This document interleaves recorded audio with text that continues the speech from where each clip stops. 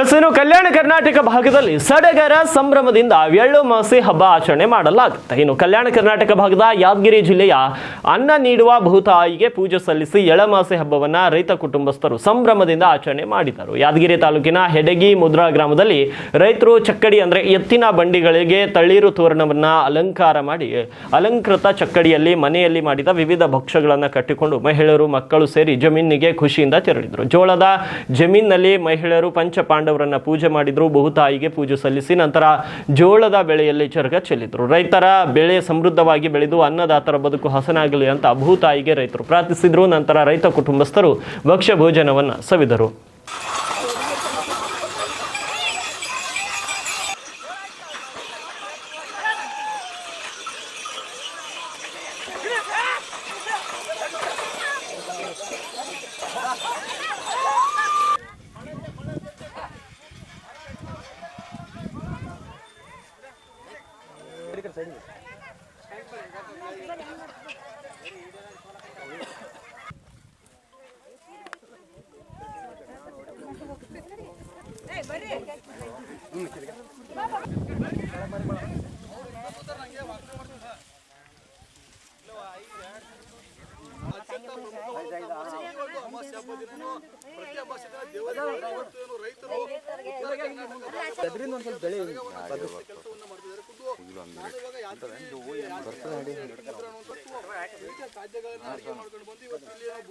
ಪೂಜೆಯನ್ನು ಸಲ್ಲಿಸುವ ಮೂಲಕ ಒಂದು ಹಬ್ಬವನ್ನು ಸಂಭ್ರಮ ಮಾಡುವಂತ ಕೆಲಸವನ್ನ ಇಲ್ಲಿರ್ತಕ್ಕಂಥ ರೈತ